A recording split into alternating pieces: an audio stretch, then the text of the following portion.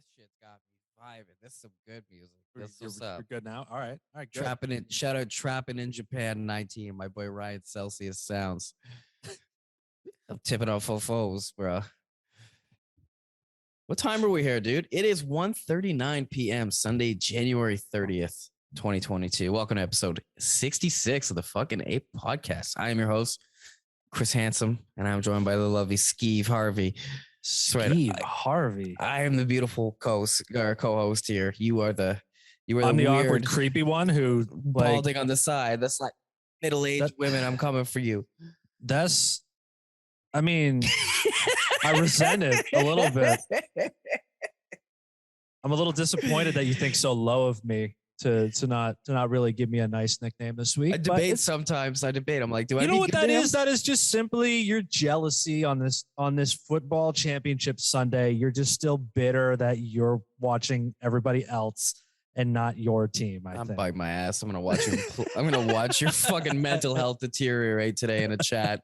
I don't know if it could ever go worse than it did last week. So, I mean, it could, but I really don't want to tempt the universe by saying that out loud. Prepare yourself, brother. There is no preparation. This is the 66th episode of the Fucking Ape Comedy Podcast. Matthew, Daniel, back again to do our things. Back again to provide you with some sort of entertainment to hopefully help you brighten your week, escape. He's lying. Your reality. This is actually for our own sake, our own entertainment. And it's arrogance to think that other people want to hear it. No, it's arrogance to think that. Yeah, you're right. Yeah. Oh God, with deep cut right off the bat. Stop! Haley already blew me the fuck up with this shit. I'm sorry to hear, man. I was shit talking my girl using TikTok, and she just looked at me and she's like, "You record your life on a podcast every fucking week, and you've been doing it for over a year and a half. So don't talk to me about using social media." Cut deep, yeah. Shit cut deep. I think you've been rattled since those words. Yeah, bro. I was like, I looked at her. I didn't even argue. I looked at her. I'm like, you're so right. So right. Like, I can't even. Put your hoodie on and go for a walk after that. Pretty much, yeah. Fucking that Pablo Escobar meme. Just sitting on a bench, just reflecting, thinking about it. Well, we appreciate you guys joining us. We appreciate our Cockfam coming through. Cockfam, yes. So we have to. So in last week's episode, we did Matt's random questions again. Go listen to that episode if you haven't heard it. And at one point we started to joke around the potential in the future of Matt to get into the NFT business, selling basically NFT characters who were ball sacks. So during the week, while bored, I decided to mock up a couple of nutsack characters for Matt and send them to him as a joke to hopefully give him some inspiration for his creative future. And upon posting one of them on Twitter, Matty Boy here put the right combination of words together, apparently, to summon what is apparently a very real CryptoCox page, which is exactly that. Little pixelated penis men, different characters, probably unique, I would assume, a limited run. You would assume the entire point of this bullshit is that they're supposed to be so unique I can't steal them. Right. So evidently, yeah. So we're working on a collab right now with CryptoCox. Really, you're going to see the fucking CryptoCox collection coming out sometime in the near future. Portions of the proceeds will fuel our cryptocurrency addictions. So. Shout out CryptoCox, or Matt, you're not a fan? Dog, I hate everything about the future and I hate all of this. I make a joke about how you missed an opportunity to call it CryptoCock. And no, it turns out some guy pops up and is like, hey, I've been making these for fucking over a year now. So we don't know, she, maybe, they, them, anybody could be behind CryptoCox. You really think a woman is making CryptoCox? I wouldn't put it past, I think women are as capable of grifting idiots out of their money.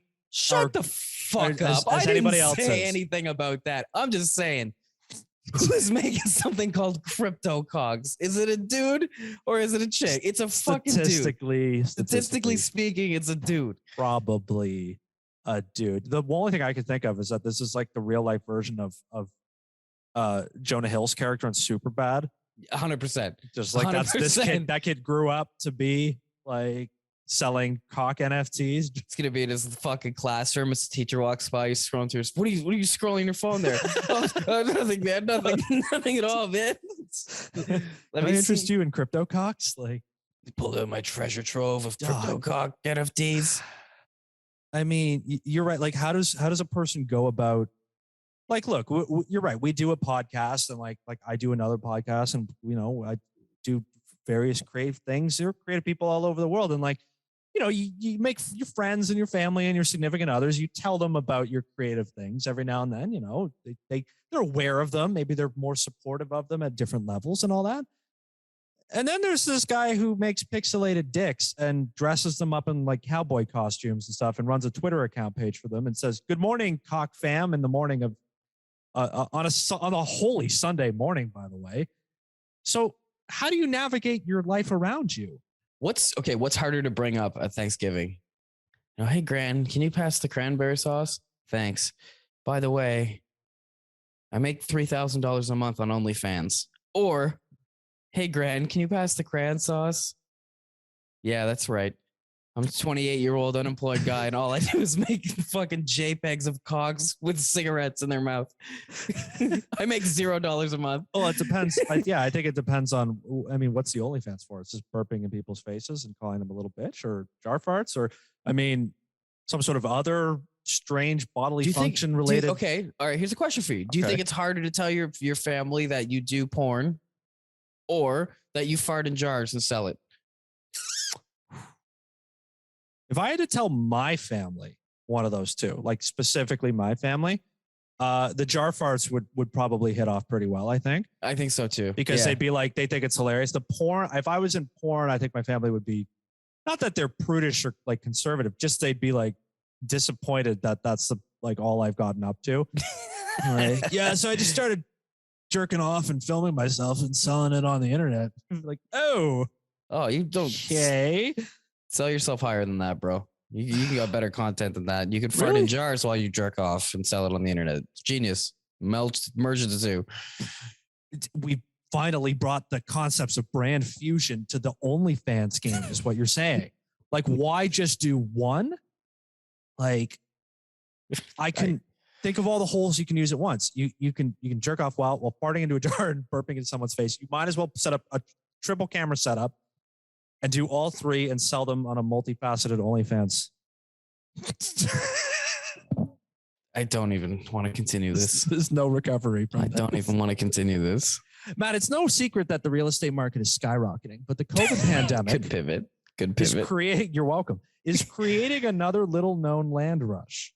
Indeed, some investors are paying millions for plots of land, not in New York City or in Beverly Hills. In fact, the plots do not physically exist here on Earth. Oh, no. Oh, no. Have I hooked you? I know where this is going. Just floating down with a worm on it? It's beginning. Is it? Yeah. Oh, yeah, baby. Are you ready for this more overpriced shit? The land is located online in a set of virtual worlds that tech insiders have dubbed the metaverse. Have they? Oh, here we go. What is this metaverse you speak of? Prices for plots have soared as much as 500% in the last few months, ever since Facebook announced it was going all in on virtual reality, even changing its corporate name to the Meta platforms. The metaverse is the next iteration of social media, says Andrew Kegel, something. Say that guy's name right. If he said he listens, no, I don't know. Fucking Kegel. No, well, he's not far from home. CEO of the Toronto-based tokens.com, which invests in the metaverse, real estate, and non-fungible token-related digital assets. Probably the guy you want to ask about his opinion on digital real estate. I'm sure he's got an unbiased opinion. The guy named Kegel. Yeah, all right. The Kegel, maybe Kegel. I don't know. Kegel. God damn it! Come at us. You and Crypto Cox are going to team up to take this show down. Probably. This guy is the focus of the article here, and he quote: "You can go to a carnival, you can go to a music concert, you can go to a museum. Really? You can do that in the metaverse if you buy enough real estate, evidently." Yeah, dude, there's going to be like museums of NFTs and shit. You're going to be able to fucking go look at. Like, I hate this. I hate that I'm cynical, and I hate that I remember being a kid eating my breakfast cereal, listening to my dad shit talk the world. But like, I get it now. It's you now. I get it. And It's me. and if you reproduce, you will then do that to your kids who are like, oh my God, shut up. Like, and then they'll turn 30 and be like, fuck, man. I'm balding Robots. and I also hate everything that's new. It's the circle of life, my friend. But you can go to a carnival, a music concert, a museum. I mean, you can do that in the real world too, but you also can't because everything costs $1 bajillion now.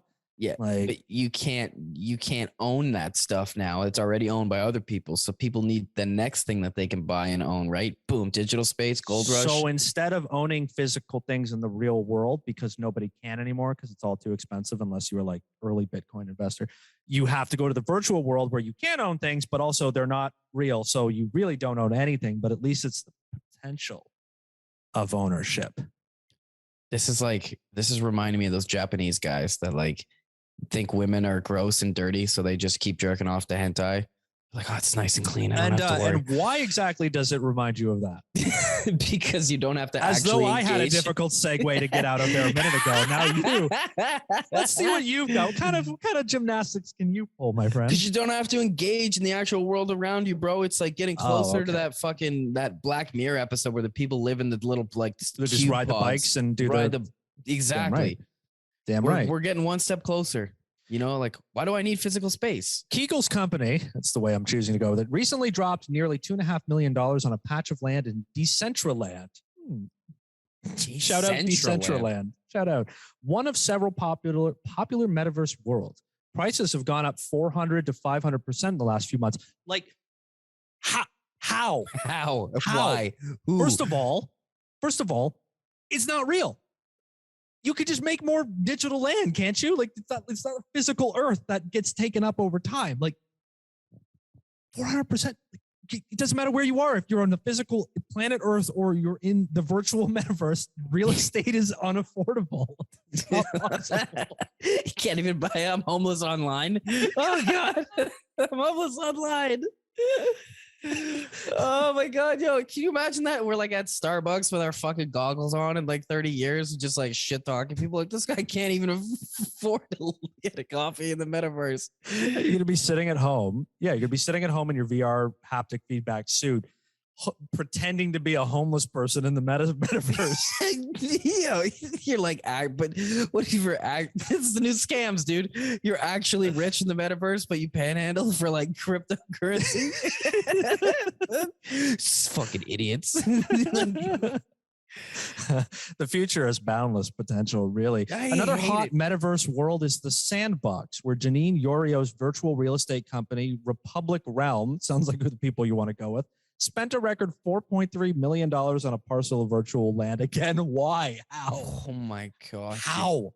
Are people buying like the Times Square shit where they think that like everybody's going to be going to this location? I wonder, you know, just like property in the real world. Kegel says the metaverse is about three things: location, location, location. God. What the fuck are you talking bro? About? It's got great parkside views. Why? Because you coded it to have that? Like, what the fuck are you talking about? Is it going to be like, yo, do you know there's going to be places that's like, you got to have a blue check mark to come in here, man? You know, 100%. It's coming, dog. So you're saying that like housing segregation of like the early 20th century is going to go online where people are like, I don't want any non-check marks living in my metaverse apartment. 1920s. Try jumping back even longer, bro. We're going to talk about people walking around with like, well, no, maybe it gets 1920s. Yeah. People with armbands, basically. Yeah. Straight up like classifying you. Like, Yeah. oh, yeah. You walk in, some virtual doorman just Chuck Norris kicks you in the fucking head. Like, get out of here, unverified pleb. Like, all right.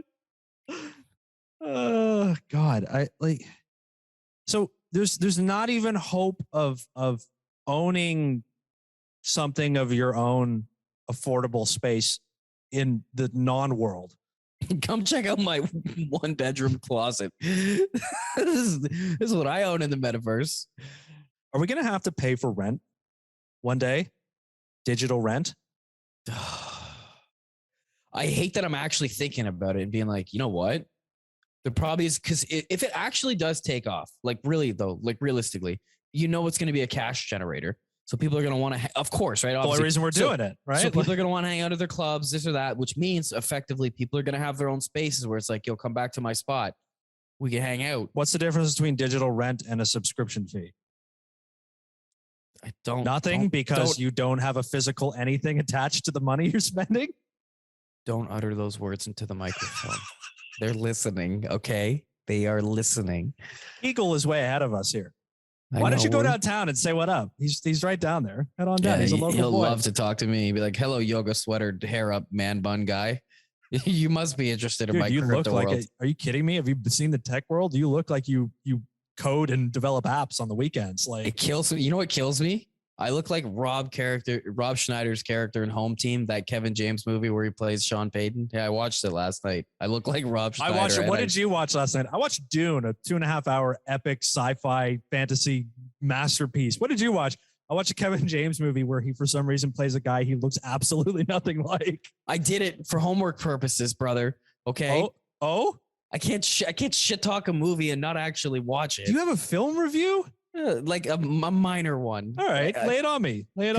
I was plugging in and out of it. You know what I'm saying? Okay. It's terrible. It's fucking horrible. Like, it is definitely a Happy Madison movie. It's exactly what you're expecting. A money grab by Adam Sandler, pretty much. I think Haley, my girl, put it best. I got to give her credit for this. She says any movie that Rob Schneider isn't just a minor character is a bad movie, and she was right. She was right. Sorry, who does Rob Schneider play? So Rob Schneider plays Sean Payton's ex-wife's new man. So he's the new dad in the house with Sean Payton's kid. The movie takes place. Is this a true story? I don't know. Is this why Sean Payton just retired because this movie came out? And he's like, I can't live with it. Schneider was fucking his wife. I'd fucking retire too, man. I'd retire straight away, bro. No, so the movie takes place during Bountygate, which for anybody who doesn't know, a couple years back here, the New Orleans Saints head coach got suspended from the league because it turned out their defensive coordinator had a pay for hurting players scheme essentially going on. Like, injure the quarterback, I'll give you $500. And anyway, it came out. So he ended up getting suspended for the year. So the movie takes place in that window and he goes back home. Oh, it's about him coaching the year he was suspended from the league. Yeah, but he coaches his son's youth football team, bro. His like 12-year-olds, like they're the worst team in the league, and Sean Payton comes in and turns them around. Did he actually do this? I don't know because it was so bad. I didn't even want to look into it. What is it called again? Home Team. Home Team. Netflix. True. So we bring you nothing but the finest in audio entertainment here on the Fuckin' podcast, including live, up-to-date research. Is Home Team based on a true story? Yes. Home Team is based on the true story of NFL head coach Sean Payton, played by Kevin James in the movie. Well, based on a true story. He left the league for a year. Yeah, you can say that's based on a true story. Did he actually coach his kid's team? I doubt it. By the way, can I just to interject a rant that I know a lot of people probably feel this way these days about clickbait internet websites, but like, is there a single piece of information you can get on the internet now that doesn't have like a premise written in the first paragraph? There are plenty of movies nowadays that are based on a true story. This is your lead into your fucking article? Like, is this a true story? Like, well, the concept of the true story stems back to the ancient, like, the worst is recipes, bro. Like, yo, I just want to know how the fuck to make this casserole. I was looking for a recipe for something really simple. I was literally literally looking for like, what's the best way to cook tofu? Let's try tofu out, right? So I'm like, all right, cooking instructions. It's a texture thing. I want to make sure I get this right.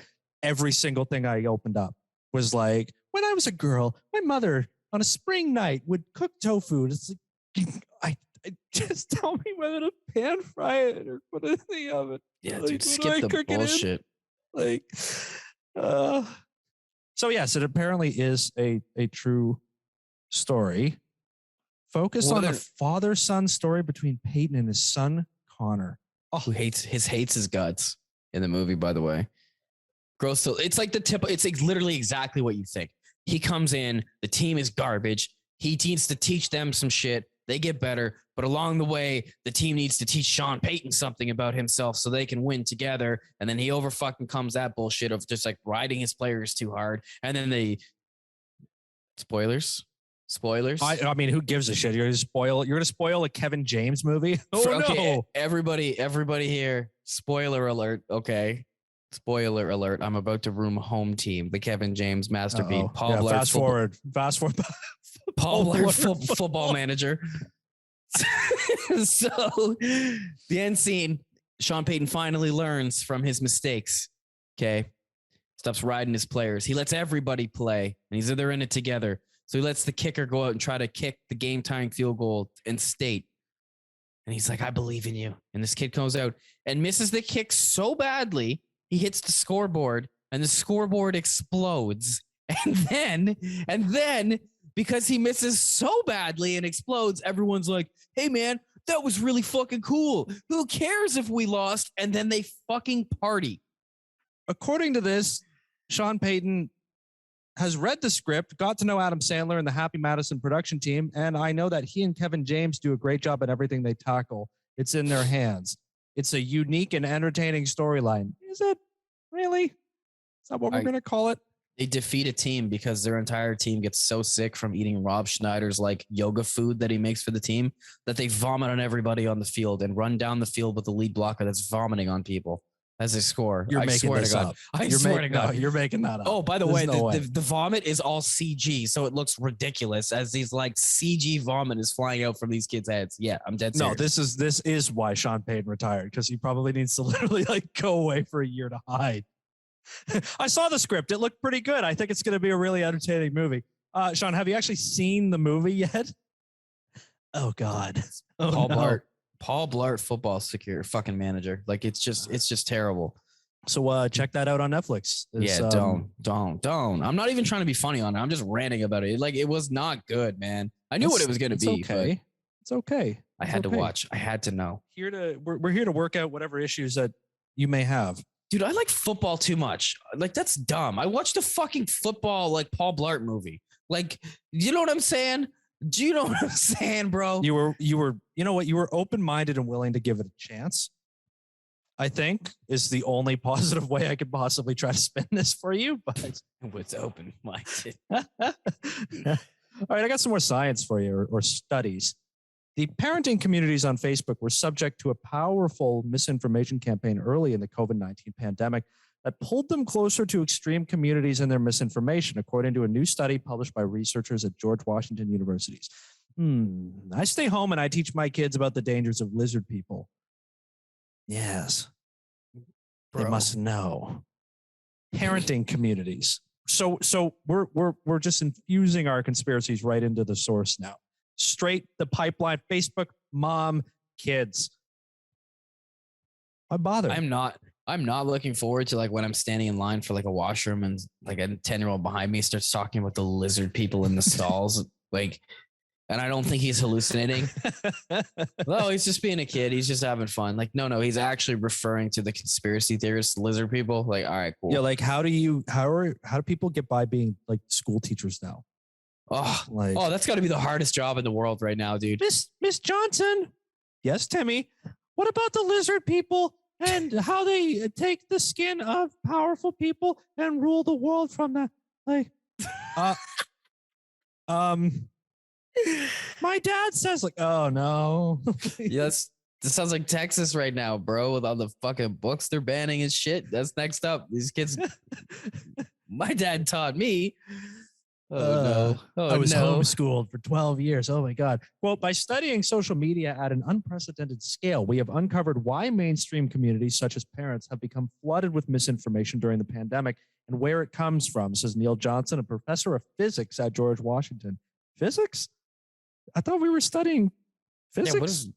How did this guy get here? Yeah, but if people who study physics, they're smart. All right. I listened to them. We're like, what do you have to say, sir? That's true. Like you just walk into the wrong room one day. Like, oh, Professor Johnson, what are you doing here? This is the sociology department. Like, yeah, all right, whatever. Sure. What's up? What are you guys doing? Yeah, you guys are fucking idiots. I'm about to dunk on your skull. What are you doing? Like, what's up? What are you guys doing? Facebook stuff? All right, sure. I'm down. I'm a fucking physics professor. Like, what are you apes talking about? Physics? No? Facebook? I'll help you complete your study in a weekend for fun. Like, why not? Johnson and a team of GW researchers began by looking at Facebook communities totaling nearly 100 million users that became entangled in the online health debate through the end of 2020. Starting with one community, the researchers looked to find a second one that was strongly entangled with the original and so on to better understand how they interacted with each other. That word's ruined forever now. What is? Entangle. Man, Will Smith's had a rough lately, by the way.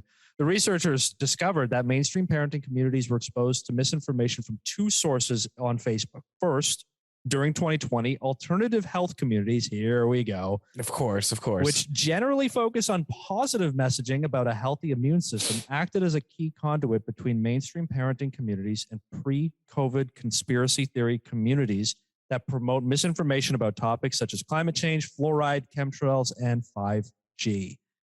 Yes. Oh man, I'm just picturing those fucking poor kids. Fucking kids. Yeah. Getting ranted at by your mom on lockdown about 5G and COVID and fucking. You're sitting in your living room, like trying to focus on your entire education through a laptop screen. Your mom's just in the background, like, did you hear about the cell phone towers? Like, Mom, stop. Give me your fucking cell phone. You're done. I really need to learn algebra, please. Mom, give me my phone back. I need to look at porn. Literally, like, Timmy, it's giving you cancer. 70% of my educational quality in the last 18 months. And now this, please give me a chance in life. Secondly, a core of tightly bonded yet largely under the radar anti-vax communities, which were found adjacent to mainstream parenting communities. That's the space we're in, by the way. We're adjacent to most parenting communities. Was able to continually supply COVID-19 and vaccine misinformation to the parenting communities. What's more, neither the alternative health communities nor the anti-vax communities were particularly large groups by Facebook standards, meaning they can still fly under the radar of the platform's moderators. No. We're out here. Mom. We're not like the truckers. We're not like the trucker convoy. Yeah, Facebook doesn't have the manpower to pay attention to the 340 people in the northeast Pennsylvania soccer mom community on Facebook. Spreading out a bunch of shit. Injecting bleach into each other and drinking their own urine. COVID protection. Yeah. I saw a great one on Twitter the other day that was a screenshot from a urine Facebook group. And it was like, have you ever tried to put urine in your humidifier? And the people are like, yes. And it works so well. It fills the room. You fucking clowns. You fucking clowns, man. Why are we at a point where there's this a counterculture that thinks using urine is natural? The entire point of urine is that it's a byproduct. It's waste that your body's, it's poisonous to you. It's trying to get rid of it. It's bad for you. It's why don't I drink the water that drips out of my air conditioner during the summer? I swear, Bear Grylls ruined it for everybody years ago. This one guy drank his piss and lived, bro. And now everyone is just let me put it all over my skin and inhale it. Do you think there's a product opportunity in the field of Bed Bath and Beyond candles, but piss smelling ones? Oh my God. We'll just sell it to these motherfuckers. And just, $14.99 a candle plus shipping. We'll just send it to, West Virginia and Arkansas and all these places. Listen. I feel like I'm an expert on the topic. As a guy whose dog gets consistent fucking bladder infections and pisses everywhere. You're attuned to the wall of the piss. You do not want to get a piss scented candle in your home. That's not on my Christmas list. That should not end up in my sock next year for Christmas. All right. Yeah, but it's not for you. It's for the true believers. Ammonia. We're in the business of selling to the people who want it. You know? That's true. We're talking about people who are quite literally boofing fucking urine and inhaling it. So what's your pitch, right? The venture capital Silicon Valley bros come in and they're sitting there with their no tie, unbuttoned top collar shirts, right? And you just they're like, sell us this. And you're like, all right, we've identified a dynamic new consumer base.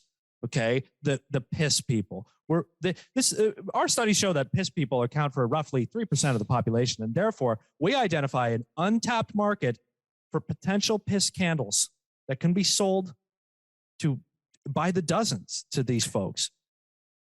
And there's a good reason why we're a tandem, because as you say this, I'd look and be look across the table, because it's so outlandish that you just uttered those words. You got to keep me on the rails. Be listen.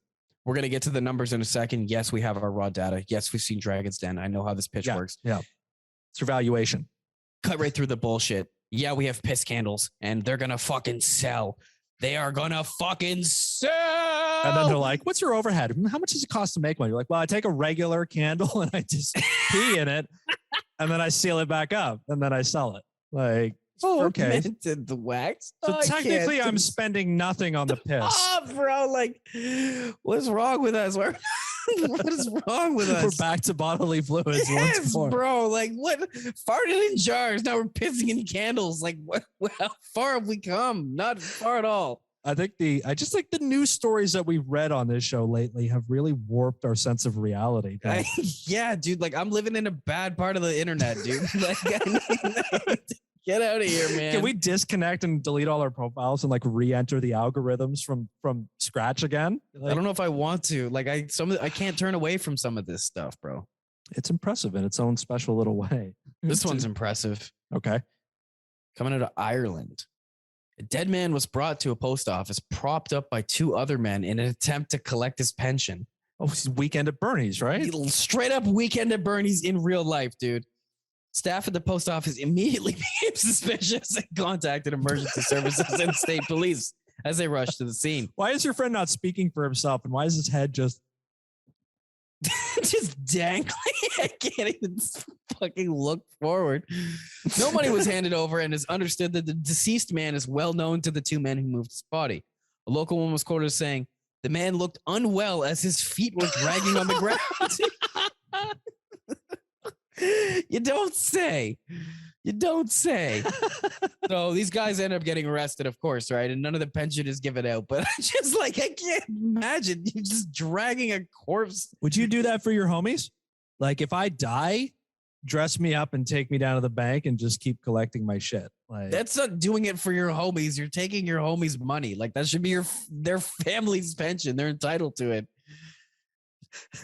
Oh, so you put your family over your friends? Okay, fine, whatever. Oh, I'm not in your will. Is that what you're saying? Son of a bitch. So feet dragging, like, how severe of a punishment could that be? Like, I don't desecrating know, a corpse? Is that still a big thing, or is that more of like a moral issue? Probably some sort of like identity fraud. Like, I don't know. That's a new one. Yeah, that's a new one. Right? We're going to circle back to this, like when it comes up. You know how like we always read these stories that are like, it happened a few years ago, but it really, it's coming back up now because it's going to court. Like, we need to circle back to that one in a year or two when it reaches the courts. Like, absolutely. Find out what happens to these guys. I'll keep my eyes peeled on that one. Like, I just can't imagine. What's the thought process on that shit? You must be really hurting if you're like, oh, let's gotta get this guy's fucking. It's making me wonder, like I'm always complaining about how like every story, right? Like, you watch a movie or TV show, it's always predictable because it's always like a template of some unoriginal premise that's just been layered over with new shit, right? Mm-hmm. And it's like, and then you realize that in the real world, like, there's no original stories because people just do shit that was done in movies too. Like, it's a 35-year-old movie or whatever the fuck. Like, literally someone's like, what if we actually did that? We don't need the metaverse. We're already in a fucking metaverse, bro. Yeah. Would you be interested in a waterfront view? $700,000, please, and here's your password and login code. Thank you. I was thinking this too about dragging this corpse in there. Did he die in like the perfect time to go collect his pension? Be like, oh man, well, like, it's Wednesday, let's go get his pension. Like, did you keep his corpse there for like 3 days and be like, all right, we go get it. They game plan. Now. They like put him and like stuff him into a freezer for a few days while they game plan the scheme. Like, the guy comes in like with ice all over his face. I noticed at first there was something suspicious. His feet were dragging, and he Ron, you're frozen. Yeah, don't talk to Ron. Don't worry about it. Give us his pension, please. We have his power of attorney. Don't worry, we're right here. We speak for him. They didn't put him in a wheelchair, first of all. God, they dragged this guy, bro. Drag this guy like two you're people carrying getting your drunk buddy. player. Exactly. Like two fucking athletic trainers came on. The guy's legs are broken, and you're carrying him off. That's exactly it. Just fucking dragging away. It's the effort that really defines the act, I think. My God. That is a sentence that applies to this man. A former Swiss banking CEO was now on trial for fraud, says the nearly $280,000 he spent making it rain at strip clubs were business expenses. My man. 280 racks at the club, baby. Yo, this guy listens to Pooh Shiesty in his whip. Like, this guy knows what's good. All right. What's his Pierre- defense? What's his defense of business expense? That's pretty much it, dude. His defense is the fact that it was a business expense, homie. But Pierre and Vincent's used to head the Raffi in Switzerland bank, also claimed in a Swiss court that he spent $760 on a woman he met on Tinder because he was thinking of hiring her for a real estate job. He was thinking of hiring her for this dick, is right. I was going to hire her for a job. Oh, you were? Oh, yeah. Damn right I was. Now, what is he on trial for? Take a wild guess. Fraud? Vincent's is one of 7 top bankers and associates on trial in Zurich for alleged enrichment, fraud, and mismanagement. It is also alleged that this man used his position to make secret side deals in addition to those made officially between Raffinson and other parties between 2006 and 2017. Why else do you accumulate power if not to use it for personal gain, man? This guy is the epitome of like when your breakfast is cocaine and you wash it down with amphetamines. Like he's living that lifestyle. You know what I'm saying? Yeah. Okay. But I just don't. Wait. So he goes to the strip club and he doesn't even have a defense beyond like, I was entertaining business clients. Like the people I was with were, I was negotiating a deal. And so, the money I spent at the club was part of the experience and trying to make this deal happen. Like he was just like, nah, I threw it on the floor. It's a business expense. Like he's not even working for it. I mean, his lawyers are probably saying some shit like that. Like, yeah, I was taking out my clients to dinner and like doing business, you know, like that was what it was. I was hosting, potential partners and stuff like that. Some bullshit. They live in a different world than we do. They throw 280 bands and write it off as a tax expense. I mean, that to me and sounds. Then get surprised when they get no, you're right. But you're right. That sounds like a person who's like, the most punishment I'm going to face is like 6 months in a country club jail. Like, why wouldn't I do this? Yeah. Like, why wouldn't I do this? If you catch me, it's barely anything and I can live with it. And like, it's like not even worth me putting in the effort to create a viable story. Like, I'd rather just pay a lawyer to be like, yeah, figure it out, man. Like, give me community service and time served or whatever the fuck. I was taking my boy out for, titties and ribs. It's no biggie. Yeah. So that is how we do it in Zurich. Banking deals get done over titties and ribs. Nothing else. You ever had a lunch special at a strip club? The old white guys at work used to tell me it was delicious. Never been myself for a roast beef at 2 p.m. at a strip club. Can't say I have. Someone tells me at 2 p.m. at a strip club, there's a lot of roast beef, but that is fucking wild. I got a story here that I wanted to get into because I specifically wanted to get into with you because it's just a wild premise. And maybe listeners have heard this lately, but I'm just going to start the article for you from the top. So photographer Courtney Udvar Hazy began the Instagram account at Wander with Willow in 2017 to document the life of her wolf dog hybrid. So do you have thoughts on these petfluencer accounts, on Instagram? Any pre-existing notions? I do. And I have a feeling that I think I know what article you're going to bring up just based on that fag thing. Okay. So I'm going to let you talk and then I want you to ask me that question again. Okay. We'll just, a little formatting for you there, eh? Why not? Yeah. She documented Willow from the moment she got her, and followers watched Willow grow from a tiny puppy to a strapping adolescent who roamed California's wilderness on the hikes with her owner. Okay, I'll try to abridge it a little more. In 2018, tragedy struck. Willow escapes from her pet sitter and gets struck by a car. Dies in Udvar Hazy's arms. Sad, of course. Yet, Courtney Udvar Hazy continues to run at Wander with Willow to this day. And if you didn't know any better, you'd think that the recent photos of the enormous canine creeping through the snow, howling in the woods, and sitting in front of a mountain range were of Willow. But the subject of these pictures is, in fact, another identical-looking wolf dog named Phoenix. Phoenix, age 2, is a clone. Clone pets. They're real. They're here, and they cost like 40 G's. Yes, you can clone your pets. No, it's not bullshit. Courtney used the Texas-based company Viagen, which famously duplicated the singer Barbra Streisand's dog Samantha in 2018 to clone Willow. She ended up with Phoenix plus 5 other genetically identical puppies she gave to her friends. 5 more. Your dog's dead. Give me 6 more of them. You guys want? Hey, honey, do you want a dog too? No, it's the one that died. Yeah. Okay, call your mom. Does she want one too? Okay, yeah, it'll be 6, please. 6 clones of my dead dog. That's real rich coming from the guy who named his pet the exact same thing as his best friend's animal. I didn't realize that until months later. How do you not? How do you not realize that my dog's name was Chloe? At the Chloe? start of the pandemic, and I hadn't seen the dog for a while, and things were complicated. Anyway, I digress. That's not the same thing. I named a different species the same name. You're an asshole. I didn't like snip off a piece of your dog's hair and take it to a lab and get it cloned. Like, Hey, look, I got the same dog. This is my dog, Chloe. And I called her Chloe too. Fuck you. How do you like that? So, although Udvar Hazy's pack of clones may seem exceptional, the act of bringing back a pet is becoming more common, and it's especially evident on Instagram. The team behind top petfluencer Tinkerbell, a 5-pound Baptiste with more than 500,000 followers on Instagram, revealed in 2019 that Tinkerbell's DNA was being stored for future cloning, labeled in a post that was a paid partnership with Viagen. These people are collabing with the cloning company to be like, when this fucking thing dies, I'm getting another one that's the same fucking one.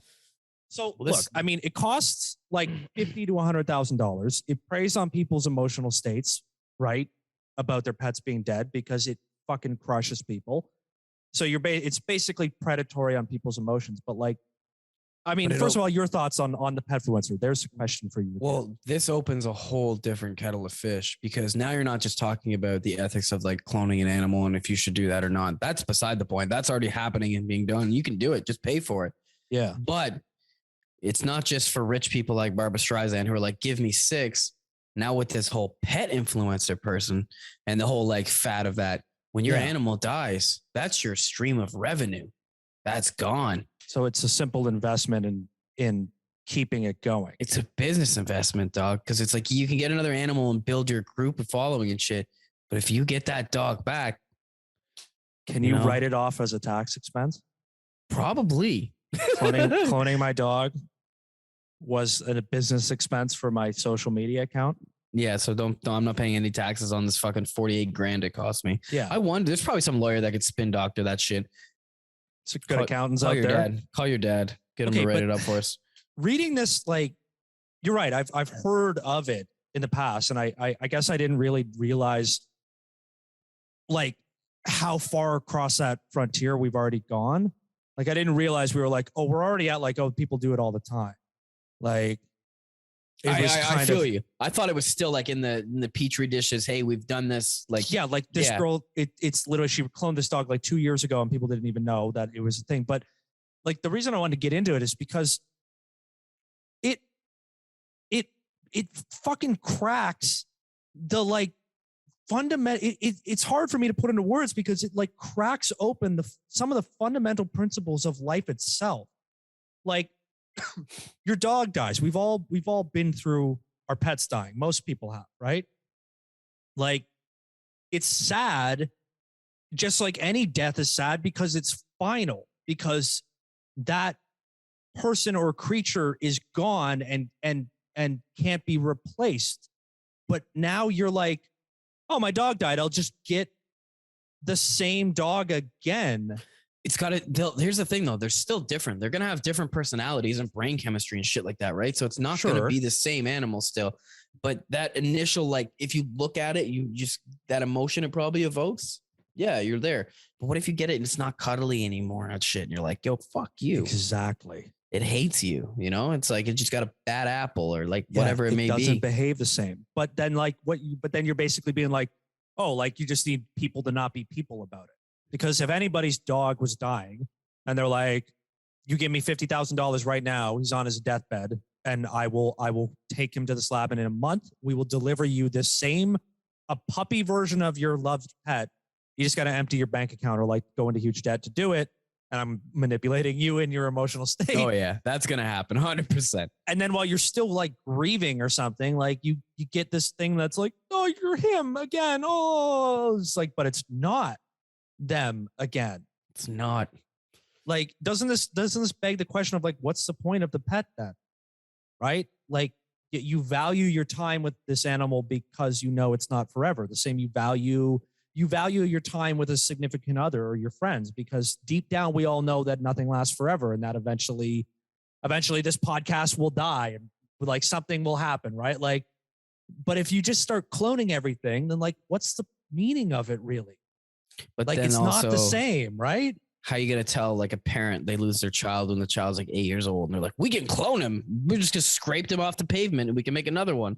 That's a place my mind went to as well, which is like, but then take the thing you just said about how you can clone a pet, but it's not going to have the same set of experiences and become the same creature, right? If you did say we get to the human cloning phase, and you're right, they primarily use it for like parents who lose a child very young. And they're like, we'll give you a clone of your 4-year-old daughter who just died of some rare disease or something, right? But then when they come back, they're not the same. No, they're gonna be like a heroin addict because everything's gonna be all fucked up for them. They're gonna be like, I don't belong here. Like, I'm a clone. Yeah. Speaking of Black Mirror, there was a Black Mirror episode like that where like, did you ever see that one where the woman's husband dies and she like gets like the clone of her husband? Of course there was. And that's the whole moral of the fucking, because there's like a message in every episode, right? The message of that episode is exactly that. That like the guy looks the same and talks the same and sounds the same and has the same sense of humor, but like doesn't behave the same. So therefore, like, is it possible to replicate a life beyond physical characteristics, right? Like, yeah, that's, oh God. The pet thing just fucks with my head. Like, it's just very like, and I find these people creepy. Yeah, I don't like the pet influencer thing either. My girl wanted to start like a TikTok or Instagram account for our dog when she was a puppy. And I'm like, no, like I'm not. I don't do that. Like, I'm not all right with that. This is like too far now, isn't it? Yeah, I think it is. I don't know, man. I feel like that's too far. Like, we shouldn't play God. I think we should try to extend life for as long as possible. But like, once you're gone, I don't know, man. But then what's the difference between somebody that dies on a fucking like operating table and you're like, you bring them back in a couple minutes if you like resuscitate them? Well, because they're like chain of existence. It's like the philosophical argument, right? Like, you know, if you replace every board on a ship or whatever the fuck that classic thing is, right? Yeah. Every piece of wood, is it the same ship? Like, I mean, that's not like that person wasn't buried and a new physical form was created separate of them. Like, if you die on the operating table, they zap you back to life. It's not like you come back as a blank slate. Like, true. Although that would be fucking wild. Like, every time you like get resuscitated, you're like a new person again. Oh, fuck. Yo, junkies would be crazy, bro. Holy shit. They'd be trying to chase that high. Lives. Yo, you want to hit this fentanyl and I'm going to stab you with this pen in your shoulder. You can come back like a different person, bro. Straight up. It would literally like solve the drug crisis. Like, all you have to do is overdose once, and then we'll give you the Narcan. You come back, you're a new person. You're like, I'm not addicted to meth anymore. Sweet. Fuck this. I'm out. Bye. Can you imagine that, dog? You like revive a guy who looks at you, he's like, you're a fucking junkie, and just gets up and walks away. Like, what happened to Bill? Oh, he died. We brought him back. He's a new guy now. He's in accounting. That sounds like or not? Like Chuck Palahniuk book. It's just more intellectual property. See, this is why we need to mint our podcast episodes as NFTs, because then if somebody steals the ideas within, they're really stealing from us, and we can do nothing because there's no legal framework. But I think I could flesh that idea out into a book. I think I could do it. Well, you could flesh a lot of your ideas out into things, man, and you don't. You know, it's about what you do with your time. Shut the fuck up. Don't attack me, man. I'm sorry. That was a low blow. It was. I heard. It's okay.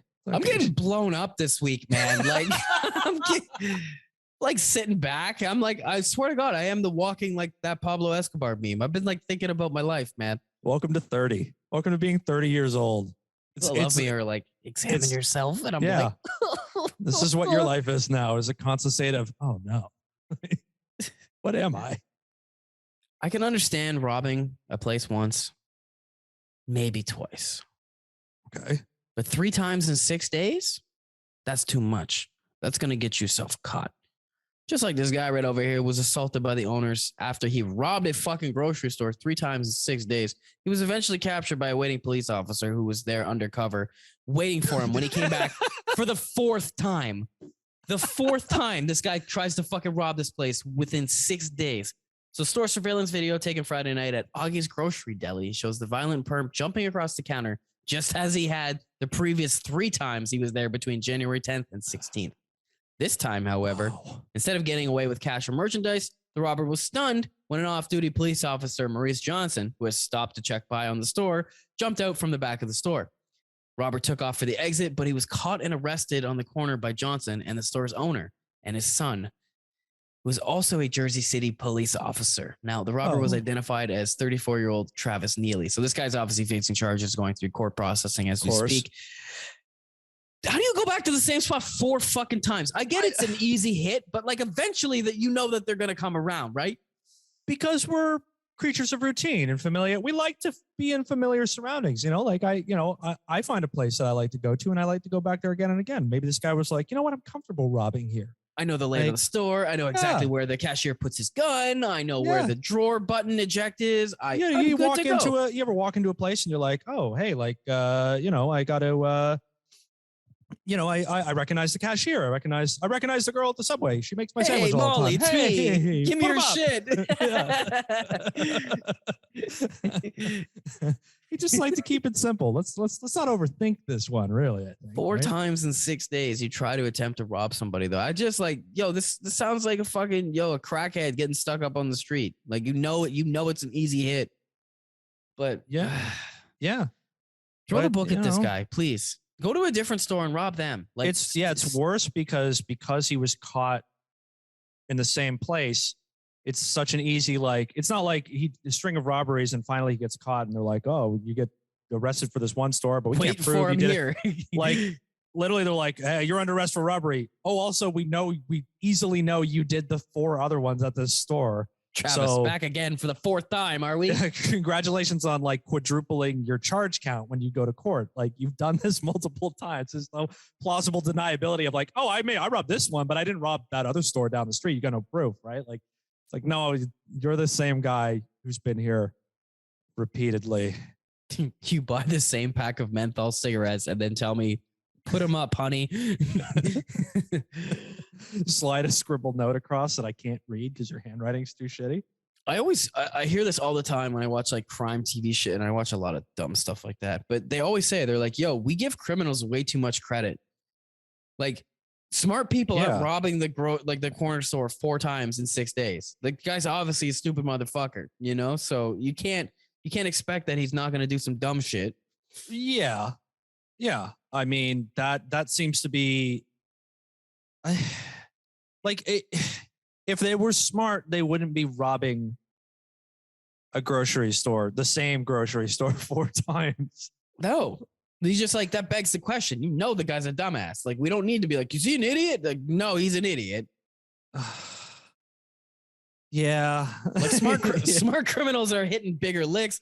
They're switching it up. Smart criminals work at banks in Zurich and pilfer money out of accounts and then, have good accountants and stuff. That's what smart criminals do. Dumb criminals are sticking up grocery stores. Why rob a grocery store for $6.50 in the till when you can spend $280,000 tax expense on strippers and cocaine? Yeah, I can pump and dump crypto fucking currencies and manipulate markets to sell my fucking stocks. Like, yeah. It's not. I just thought of that.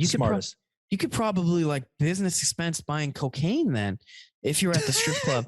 No, think about it. Because like you could go in and request ones and shit, right? And the club will give you cash. You'd be like, yo, give me fucking, $300 in just straight 100 bills or ones or whatever it may be. But then you could also be like, yo, give me like 6 G's on the house. And you can go in the back and buy cocaine with the cash. You're operating on the premise that you can write off the strip club expense in the first place. Yeah, you're coming with the receipts, right? You're like the people where I work, right? That there's been issues like in insurance where like people who make custom-made orthotics, especially in the general Toronto area, like it's like the biggest scam thing. Yeah, like which has been in the news in the past. It's all over the news. Yeah, that's what I mean. Like, and it's happened in like a bunch of different like industries and like companies and workforces. Like, yeah, like it's like where I work, it's like, oh, like so many different people have used these as fraud in the past. It's exactly like that. Like you could just be doing that instead, right? Like that could be you're hyper alert now too for that shit, for the people that are claiming that stuff. They're like, wait a sec, you're claiming orthotics? Are you a scammer?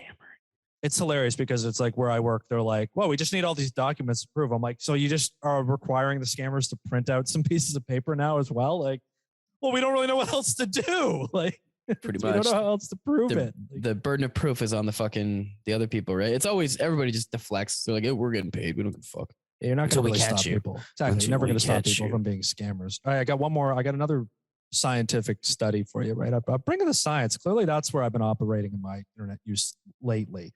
But scrolling social media, reading websites, listening to podcasts, there you go, watching news. With so many options, it's never been easier to follow American politics. But at what cost? According to research from University of Nebraska-Lincoln, political scientist Kevin Smith, all the political jockeying is harmful to our health and has been for some time, and even a change in party power didn't help. In a follow-up to the groundbreaking 2017 study, where he first measured the effects of the political climate on Americans' physical, social, and mental and emotional health, the 2020 surveys found that an estimated 40% of Americans identified politics as a significant source of stress. Additionally, It's a problem. between a fifth and a third of adults, 50 to 85 million people, blamed politics for causing fatigue, feelings of anger, loss of temper, and triggering compulsive behaviors. Sweet. Good shit. I that's why I don't even like argue with people. I don't talk about it with people I don't know, and I'm not interested in like expanding my worldview because it just everyone wants to fight. And if you're on the other side, I'm going to it's fuck on. you up. I'm gonna fuck you up. I'm going to dog. hashtag you up, bitch. Sunday morning politics hashtags on Twitter are a real thing. Every Sunday morning. I don't know what it is. Sunday morning is where all the crazy trends flare up every week. Really? Like, Oh, yeah, okay. seems to be, but it's big for the content game, dog. Of course, right? That Why mean, are we not preying on political divisiveness for our content? Why? Because we specifically had a conversation about not doing that. That's right. We specifically had talked about this. 66 episodes ago, pre-episode 1, I think. Keeping it 66 straight. Yeah. No, but like there's like it feels like there's no nuance anymore. Just you're blue Well, or no. you're red. There's it's no Coke and Pepsi, dog. Hey, that's a good idea. Even though you're from the other party, I support that. Do you use an iPhone? You fucking idiot, moron, dumbass. What kind of moron, idiot, fucking dumbass uses a fucking Blue iPhone, bubble, stupid. bitch. Are you playing? Oh, you have an Xbox? Oh, fucking Xbox morons. Fucking PlayStation. You know what? Not even PC mop, dog. Fucking PC superior master race right here. Console plebs. Console. Oh, you drink plebs. Coke? Fucking right. Pepsi's way better. It's much sweeter and more delicious. Dumbass. Yo, that word, you just slam it onto anything. just pass my water, dumbass. It's great. Red Oh, you Foreman. drink Gatorade? BioSteel is way better. You stupid moron. I'm a Gatorade fan myself. I like I've never even Gatorade. Never tasted BioSteel. I don't know. Me It's probably neither. the same shit. You've had Powerade though. How do you feel Damn about right. Powerade? It's literally like the 50-cent difference between that and Gatorade is reflected in the taste. It's about Correct. one fifth less delicious than Gatorade. Correct. That's a great spot on. Ding, ding, ding. Winner. So politics is killing us, essentially, is what this survey is saying. The second round of surveys pretty conclusively demonstrates that the first survey was not out of left field.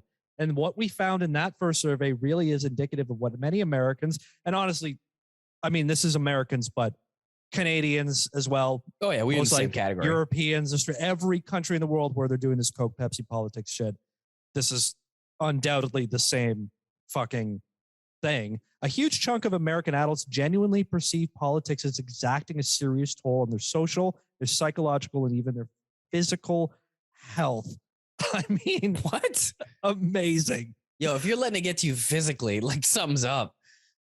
Yeah, like you wake up and then you read the Sunday morning Twitter trends and you're just like, honey, are you okay? Like, honey, take your heart medication, please. I don't want you to stroke out at the table. Breaking into a sweat. Like, I can't believe this hashtag this morning.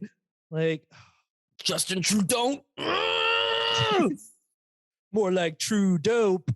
Get it? Like, see you at the convoy, man. So the guy who ran the study says, we wondered if a change in presidency, which was indeed the case, would shift attitudes. And the short answer is no. Nope. Nope. Not at all. Not If anything, in the slightest. costs that people perceive politics is exacting on their health increased after the election. There's no escape, essentially. It's like, it's not like it just got better. It's just like, it's just all downhill from here. Yeah. What's wrong with Biden, man? You know, like he's just like killing y'all.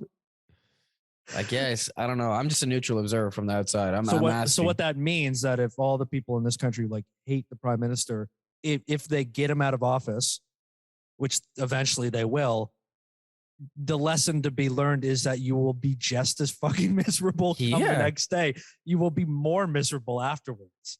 It always goes like this. It's literally like, okay, red guy's in. All right, fuck you, red guy. You're a shithead. You're running this country to the ground. We need some real blue blood up in here. Blue guy gets in. Blue guy, I'm in power now. Hey, blue guy, you're really fucking it up for everybody out here, man. Listen, I need to let you know you're out. Red guy. Red guy. Your turn. Oh, oh my God. Red guy got a second term. Oh, it was pretty close. Whoa, man. Oh, you know what, red guy? You're over the fucking line, bud. Next up, next blue guy. And it just ad infinitum forever. The most stunning statistic from Smith was the repeated finding between 2017 and 2020 that 5% of the respondents, 5% of American adults, blame politics for giving them suicidal thoughts. This shit literally makes me want to die. Holy fuck. Your Sunday morning Twitter trend. The convoy hashtag is literally making me want to kill myself. I'm unironically going to neck myself. Like, I hate you, Joe Biden. Like, I'm going to jump off a bridge.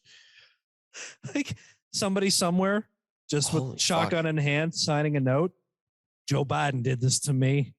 Licking the envelope and putting it down. Like, that's probably been uttered before, you know, like paste it, copy paste whatever president's name you want in there, but for sure, 100%. There's someone somewhere 100%. Who's that mad. But like, I mean, it's like self-awareness that people must have is so little that you wake up every day. Or is this just like there's so many isolated people living in like the middle of buttfuck nowhere, or like in a absolutely mind-numbingly boring town, and so they spend most of their life on their phones, who are just like, politics is everything to me now. Like arguing on Facebook with people is the most important part of my day, and it's eating me alive, evidently, and I know that, but I can't stop. Are you kidding me? You've seen the photos of those trucks down south with like 800 bumper stickers, and then just the same, you've seen the other hand of the fucking extreme left with their insanity shit like out in the street. So it's inevitable, dog. There's extremes on both sides always, and unfortunately, politics makes me want to kill myself is a literal real thing. It's not just hyperbole. It's like I actually want to die. Turn off your fucking screen and take a step back for a second, man. Like, go touch some grass. Like, just get away for a sec. Just go for a walk. Breathe. Go for a walk. Listen to a comedy podcast instead. An apolitical, more or less, comedy podcast. This has been the 66th episode of the fucking Comedy Podcast. My name is Dan.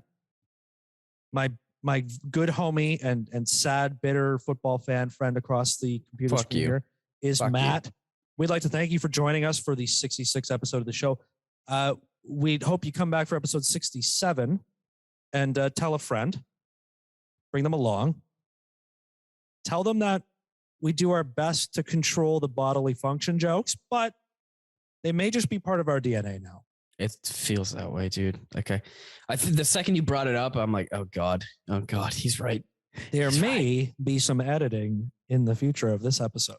There may or may not. May have to be just for sheer like comfortability levels for our listeners. You know, I'm trying to sympathize with them a little more.